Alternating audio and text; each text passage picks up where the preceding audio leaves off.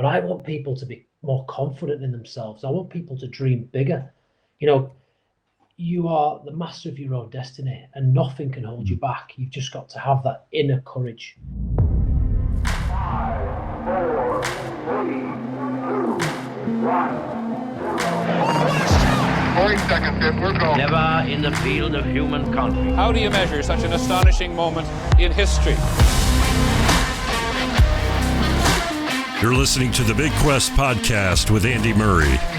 In a high-stakes, unpredictable world, every day is ripe with blue ocean adventures just waiting to be discovered. You need the mindset, the methods, and the motivation to lead with confidence into the unknown. Come along as we talk to today's top leaders, known for simplifying challenges, outsmarting variables, and inspiring greatness. Welcome, everyone, to the bigQUEST podcast with Andy Murray. Hey, Andy. Hey, Ben. It's great to be with you today. It's good to be with you, too. Today, we have an interview with Mike Bates. Mike is a retired member of one of the most elite military units in Britain, and he's now undertaking the epitome of a big quest, rowing solo across the Atlantic to raise over 70,000 pounds for a cause he cares a lot about, the Pediatric Intensive Care Unit at Leeds General Infirmary. It's truly something that you do and you're passionate about something. Yes, I became aware of Mike's journey back when I was still in the UK at ASTA, and I was working with his partner. And, talk about a big quest. I don't know if I've talked to someone who has put themselves out there to take on such a big adventure like Mike's doing. He's not actually been out in the ocean yet rowing. And so this is a whole new journey for him. I came away from our conversation so inspired to commit myself to a purposeful task every single day and make sure I stay connected to purpose. His habits and practices are really inspiring and helpful. And I hope our listeners are just as inspired as I was. This is just a fascinating guy, so let's listen in. Hey there, Mike. Great to see you today. How are you? Do you know what, Andy? I'm really good, mate. I'm really good. Thank you. Yourself? I'm wonderful, wonderful. I want to thank you for being on this podcast. I've been following your story for some time now and have been so inspired by what you're doing. And while I've already said a few things in the introduction, I'd like to hear the story of what you're doing, why you're doing it as a starter. So if you could just start there, that would be great. Okay, thank you, mate. Can I just say to start with, thanks for the opportunity. I really appreciate you guys having me on. My big quest is that in 2022, so in exactly 2 years' time, almost to the day, I'll be rowing solo across the Atlantic Ocean from La Gomera in the Canary Islands to Antigua. I'm doing that to raise some money for a hospital which saved my youngest son's life. So it's a very personal quest and one that I've been thoroughly in training for some time. So Mike, before we talk a bit more about the process you're going through, a very personal starting point for you, which created a lot of passion to go do this. And I gotta say, for most people on a quest, if you don't have an outcome that's really personal almost, or you feel really compassionate about it, it's hard to stay motivated to go through all you have to go through. So this sounds like this started from a very personal place for you that was very important, or is important. Yeah, absolutely. I think any big goal or any big quest that you set for yourself, one of the key elements, and I've kind of done a lot of thinking around this over recent years, is that motivation. If you don't have that kind of deep down inside, the reason why you're trying to do something, then when the going gets tough, and let me tell you, this is a relentless training regime I'm under right now, then you just won't do it, So yeah, having a very poorly child and experiencing that trauma as we did as a family. Interestingly, I don't remember feeling it at the time. I think at the time I was in autopilot. It was years later that I think the trauma kind of realized itself and kind of came out. And I've always wanted to give something back to the people who looked after Gabriel. Well, that's fantastic. And would love to know what your day was like before you decided to go on the journey. you have a regular job? Is this something you'd already been training for? I mean, you have a very active life, but just tell our audience what you were doing. Well, I mean, I was the Royal Marine for just short of 6 years. I joined 20 years ago this year, and I served in Afghanistan and Iraq and all that. So I've had a long background with kind of big quests and training Yeah. hard for things and setting big goals. And then for the last 15 years, I was working within the MOD in the intelligence community, doing a covert role there in the counterterrorism space, which I've just left on another big Yeah. quest to start my own business. So I'm a pretty busy guy, man, as you can probably tell. I don't tend to sit still for long. Yeah. Well, I think once you start doing this kind of work and you get good at being on a quest, it is contagious. It does encourage you to keep going and trying to do it again and repeating it because there's nothing else like it, really. For sure. And I think it's all about, for me, it's about the legacy of your own life and your own existence. Yeah. Some people say you should write your own obituary whilst you're alive and just see whether or not you're going to be happy with what people are going to say. And there's lots of elements to this latest quest to cross the Atlantic solo. A part of it is to raise money for a very, very worthy cause. Part of it is to inspire my own children and really get the brakes off in a really formative time for them because they're just becoming teenagers. And part of it is just to inspire as many people as possible to just think a little bit bigger perhaps than they have done in their life thus far, Yeah, when I'll hands up, I'll confess, I worked at ASTA why you started this idea, and Sarah, your wife, was in the marketing team, and she told us what you were up to, and I think everybody was quite inspired of the courage, the bravery, and it just made our daily challenges seem a bit petty. Not, it's kind of like, wait a minute, this is it does inspire other people, and I think sometimes people don't appreciate that when you do step out and commit yourself to do something, to go to the land beyond the land, Sure. is always inspiring to other people. One of the things, Mike, like I said, I really would love to hear about is what you do every single day. Because if I got to believe you don't just work on this once a week, right? To prepare. I mean, how much of this has become something you have to do every single day? Sure.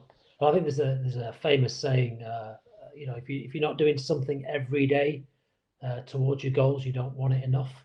And so every Great day saying. I'm training and thinking about this, what should we call it? A quest? We call it an ordeal, whatever you want to call it, this project. So physically, I'm doing something every day towards it. My training since April has been specifically to prepare me physically and mentally to make sure I'm robust enough to take on 60 plus days at sea. But also, it's not only that. I mean, that's the easy thing, I think, the training. Some won't say that, but for me, it is. I think the hardest thing is maintaining the momentum when even a global pandemic doesn't help, but even just trying to get the sponsorship and normal daily life, it's really, really tough. Right. And you get a lot of knockbacks. It's a long road.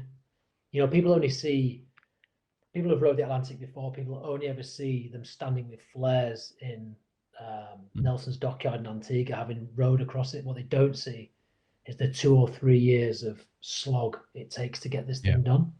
And I'm right in the midst of that. And I have to say, it does test you in pretty much every single aspect. Well, there's three things to this I think is important. One is the method on how you prepare yourself to do this physically and mentally, to go through it, methods. But then there's also mindset. And I know you're passionate about that word mindset, but the mindset of it probably is more difficult, I would suppose, than the method, because the training's the training, right? You got to go do that, but how do you maintain that mindset? I think they're actually interlinked. I think it's about anything big, no matter what it is. It could be something physical. It could be, I don't know, going out and getting a new job, or even like a relationship, right? I think first and foremost, you've got to understand what you can control. And too many people get hung up on the things they don't have control over. And if you can't control them, then you just need to let that happen, I think, and let that experience happen. But you need to understand what you can control. And I knew that my physical and mental preparation prior to the row was something that I absolutely could dial in and control. And I knew that if I didn't do it, then when I pushed off in 2022, if I hadn't controlled the controllables, then that would leave me in a really shaky space in the mindset piece. So I'm quite comfortable knowing that when I push off in 2022, I'll have done everything possible to prepare properly for this row. And then the stuff I can't control, the weather, the marine life, the electrics, whatever, the water, we'll just ride those waves, man. See what happens as it comes. Well, some people think that going out and doing an adventure like this, you must be an extreme risk taker, and yet because you've not done blue ocean rowing, right? And you've never rowed done any across rowing. something this. Yeah. So, but what I found to be true, and I'd love to know if your thoughts on it, is that actually it's not about being a risk taker. You do things to de-risk the journey. You're good at For sure. risking things and finding, how do I de-risk it, not add more risk to it. And so tell me about how you've thought about taking the risk out of it and how you think about risk in general. Okay. I think there's risk intrinsic with anything outside of anyone's comfort zone. There's going to be a risk. There's going to be ultimately a risk of failure in anything you do. But again, it comes down to preparation. It comes down to understanding what you can control. So I've really thought long and hard about the risks. I actually wanted to do this in August 2019, and it wasn't until November that I'd really thought long and hard about what those risks were and whether or not I was able to take them, and we discussed that as a family. So I've broken down this project into different phases. There's the physical and mental preparation through the training. There's the sponsorship and making sure that I can fully fund this, because if you try to do this on not fully funded, you're going to cut corners. And if you cut corners, you're going to fail. And that's not safe. And then it was a decision I made to be part of the Talisker Whiskey Atlantic Challenge. Now that was a choice between either doing it completely unsupported on my own or doing it as part of an organized event. And that to me just felt more balanced in terms of risk.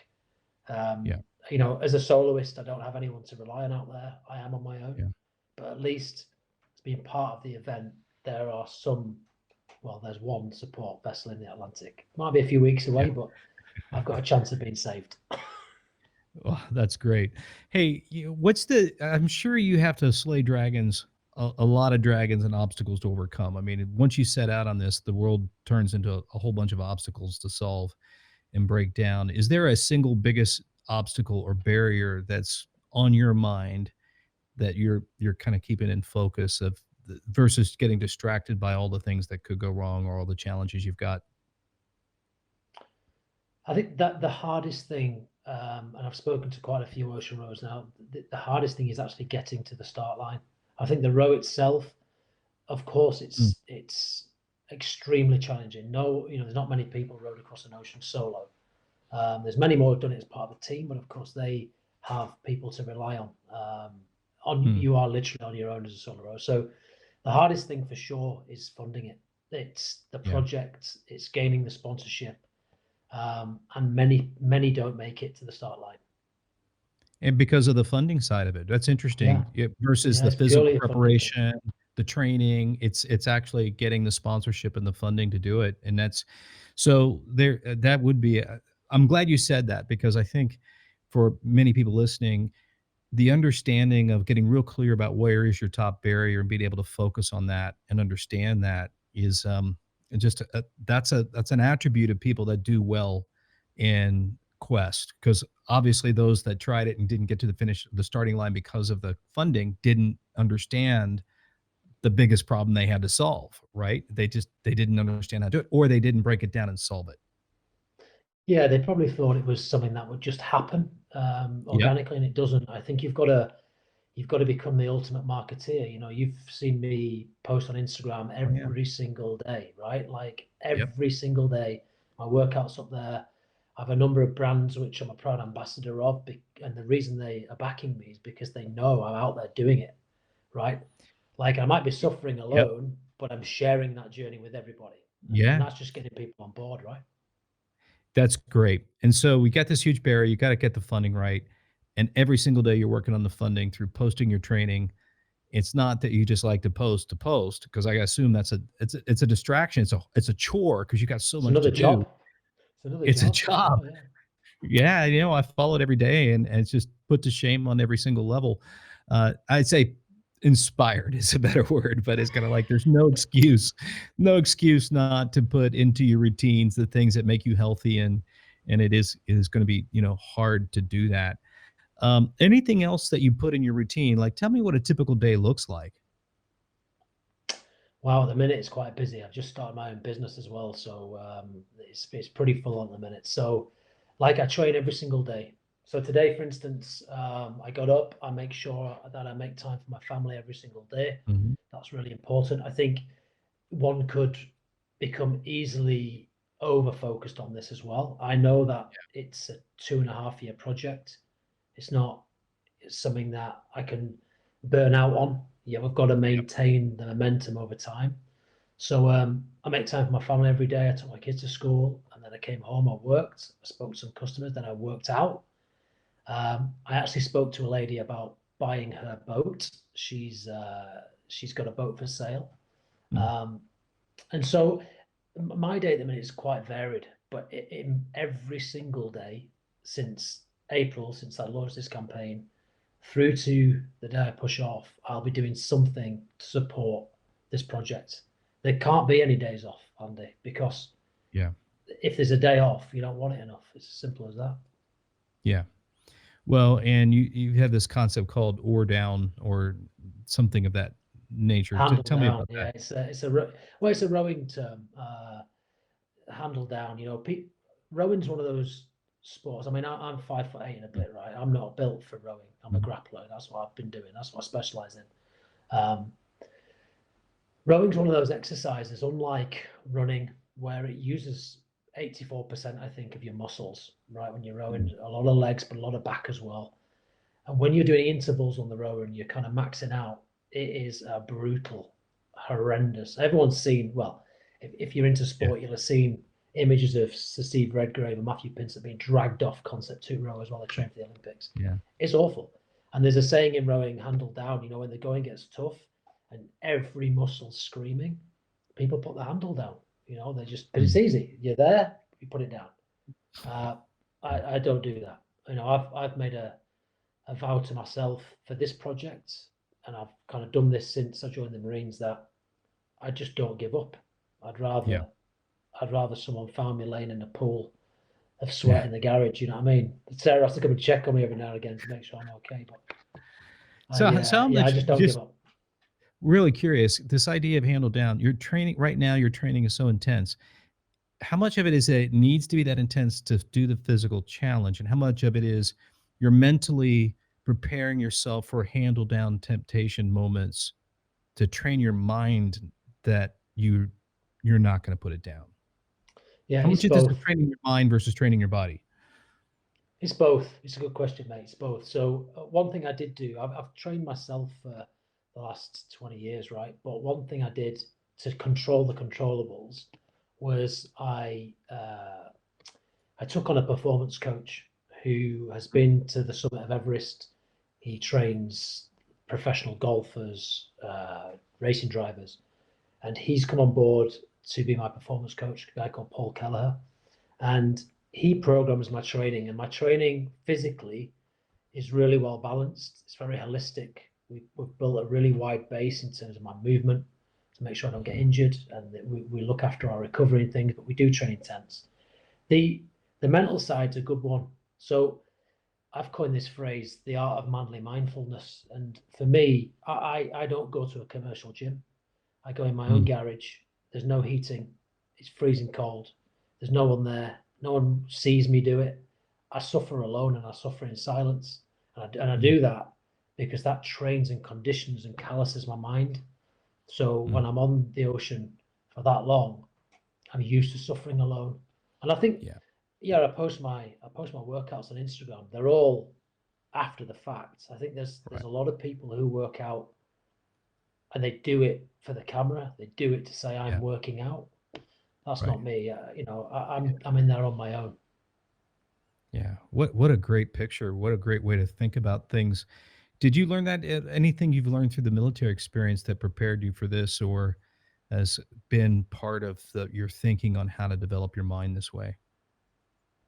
I don't think I would have joined the Marines if I wasn't this kind of character. It says to Good be a Royal point. Marine Commando, 99.9% need not apply. There's only a very small number of people who are prepared to suffer to that level.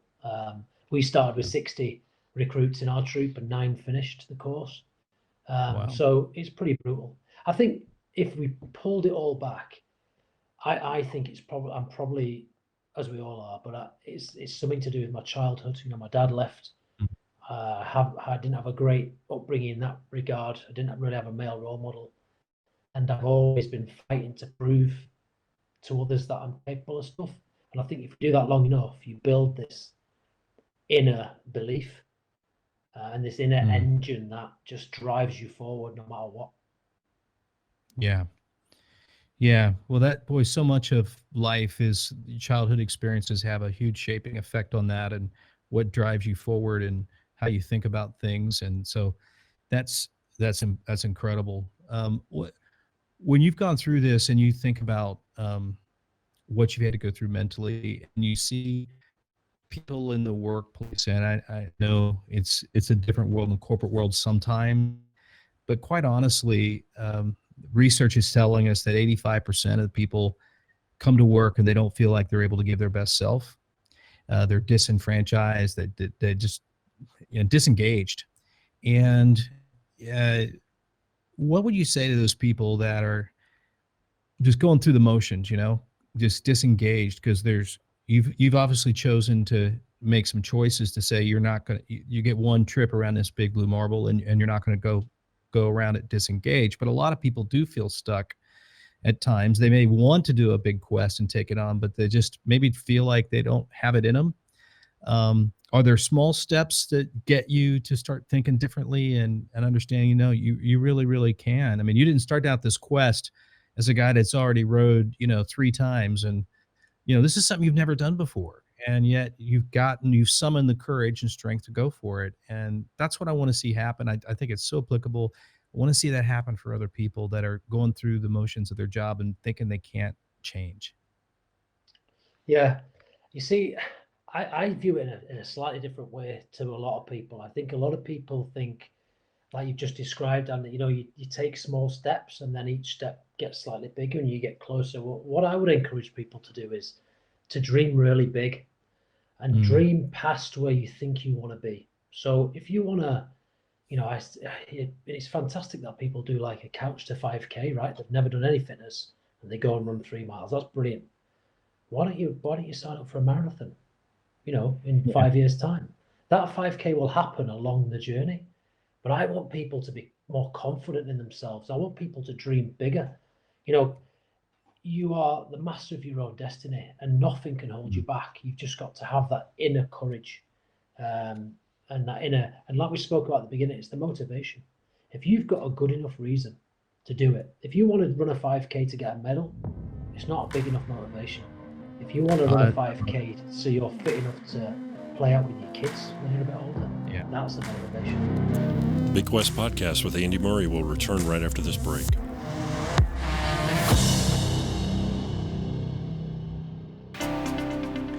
Today more than ever, we need leaders who lead with the values of excellence, professionalism, innovation, and collegiality, which stand for EPIC. These are the values the Walton College of Business consistently demonstrate. I've worked with the Walton College as a business owner or executive for over 25 years, and I can tell you with certainty, the students we've hired, the exec ed programs, and the insights from their research have made an epic impact and continue to inspire me with new ways of thinking.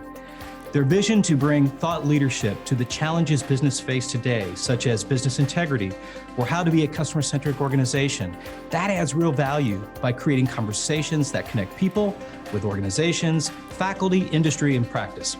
I put a link in the show notes to Dean Matt Weller's Be Epic podcast, where you'll hear stories and get great content that will inspire you to be epic. We now return to the bigQUEST podcast with Andy Murray. Wow, that's interesting. You bring up to my mind a story I heard. I was mentoring this guy who had done well and had some options in life and what to do next, and he wasn't really sure. And I said, "What are you passionate about right now?" And he says, "Well, I'm a golf. I love golf." And I said, "Well, how much do you love golf?" He says, "Well, he put a machine in his basement that like lets him hit balls, and he hits 500 balls every morning." And I said, "Well," I said his name, whenever you find something that would make you give that up to go do it every day and that excited, until you find that, you're going to still be struggling. So you got to find something, because anything that's worth something is going to cost you something. And I think people don't understand that.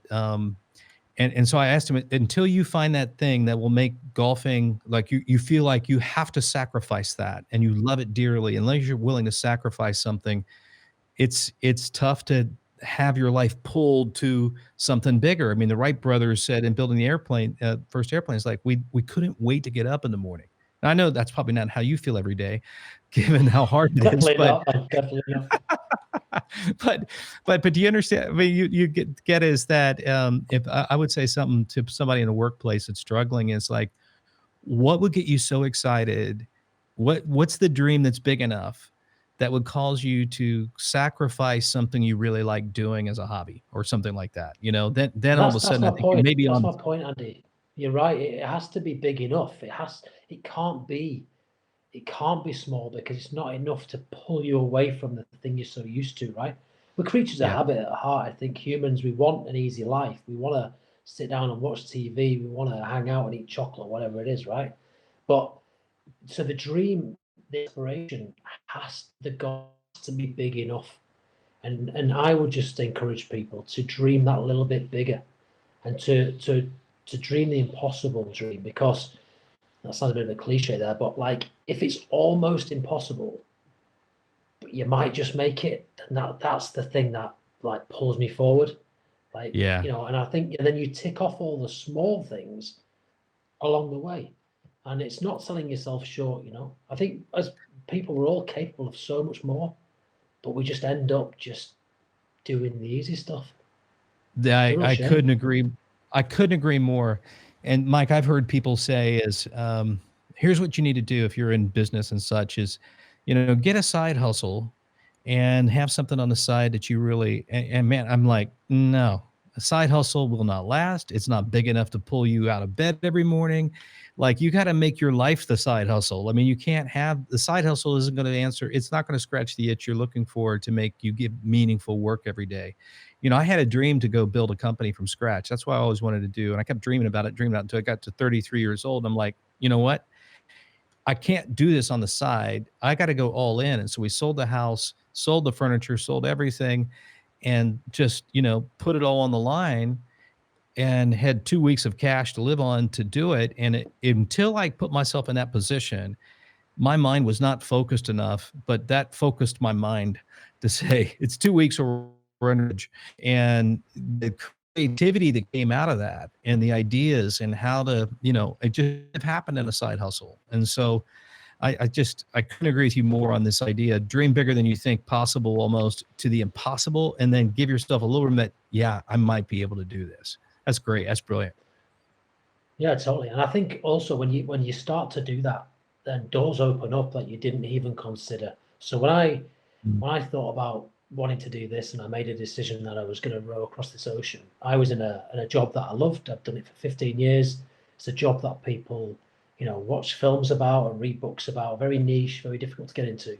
And if someone had said to me last year you would leave that profession, I'd have said they were mad. But been doing this quest now for 6 to 9 months. It's completely changed who I am. I didn't see that coming. But if you start to dream a bit bigger, you start to risk a little bit, you start to just try new things, so many more doors open. And then your life's unbelievable then, because you don't really know what's going to happen next. And that's where we want to be. We want to be in that space where anything's possible, not in the space I where love we it. know exactly what's going to happen in the next 5 years, right? I love it. I love it. How many? This is something that happens a lot on Quest. Is that you think you got to have all the answers to all the problems you're going to face before you get started? But in my experience, has been sometimes ideas come from you don't know where they're going to come from, but the ideas on how to solve those problems happen when you're down the road a bit. And if you try to do it and solve them all before you get going, you'll never get going. I mean, they, like you said, they find you. The answers find you. The people find you. They just putting your life in motion. Things start to happen you can't explain. Sure, and I think it's almost like a self-fulfilling prophecy then, because you become more, the more you push yourself a little bit, the more confident you become. The more confident you become, the bigger the dreams get. The bigger the dreams get, the more options present themselves, and it just all happens for you. But you've got to take that first step. You've got to dream big, and you've got to press the button. Yeah, You got to go for it. that's brilliant. And I also have this hypothesis that once you start to solve big problems to get to that dream, you get better at solving the problems. Like you learn something about that. And I've said before, these dragons you got to slay, they kind of hang out in the Dragon Hall of Fame, and because they're going to be the same dragons, and no matter what you go after, you get good at solving them.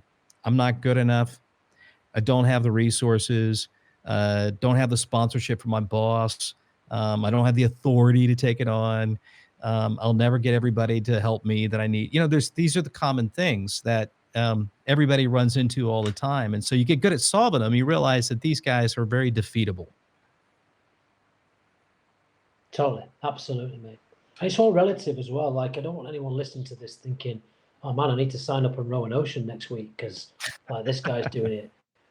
I think it's all relative. It depends where your starting point is. Like I'll tell you a true story here. Okay, so I've just started my own business, my own jiu-jitsu academy, in the middle of a global pandemic, where contact sports is probably as far away from the best idea that most people would have. But I've done it. On Saturday, we had an open day, and it was absolutely packed with people. Okay, and tonight I had a Wow. guy who came. He rang me this morning, and we've had 5 conversations today on the phone. And he visited the academy with his family tonight, and it's the first time he's left the house in 5 months. But he Wow. plucked up the courage.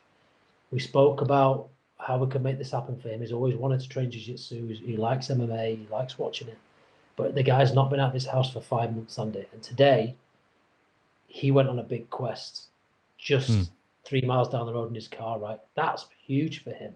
So Yeah. it's all relative here. We don't have to be world champions at things or rowing oceans. You just got to think a bit bigger than you normally do and get on the road and Yeah. get going. Yeah. And what's big for you personally may not be the same bigness for someone else. It's really about your personal ambition to do it and pushing yourself out there. So, Mike, how can people help you? And we're going to get this podcast out there, but if someone wanted to follow you, participate, support, what's the best way for them to do that?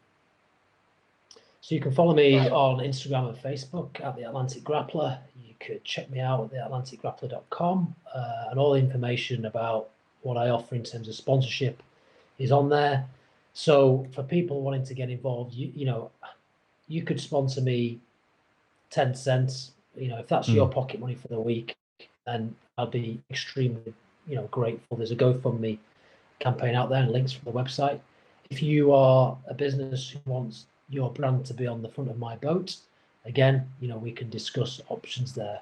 But more than anything, Andy, I just want people to watch what I'm doing, hopefully be inspired by what we do. That is worth more than anything to me.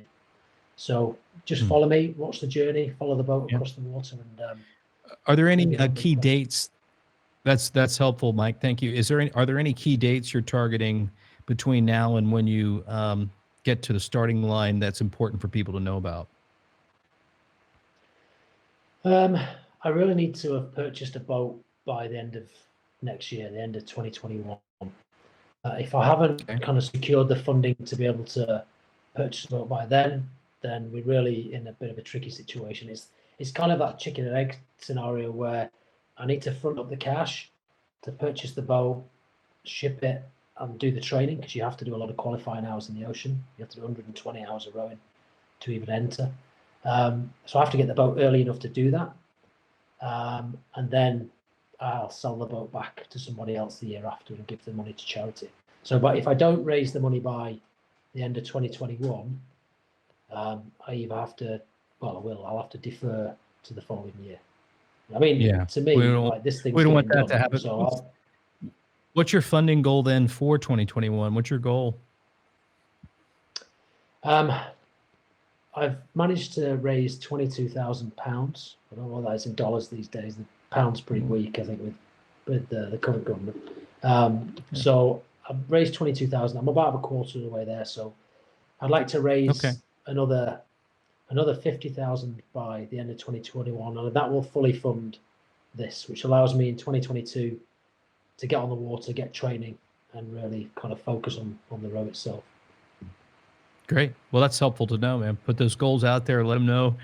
And those are numbers that I think, we can get to and try to get to, and I'll do what I can to help, because I understand what you're doing and why it's so important. And encourage others that are listening to this to drop in and check out what you're doing at the links in the show notes. And thank you. Anything else you want to share? This has been quite fascinating. I really appreciate your time to do this.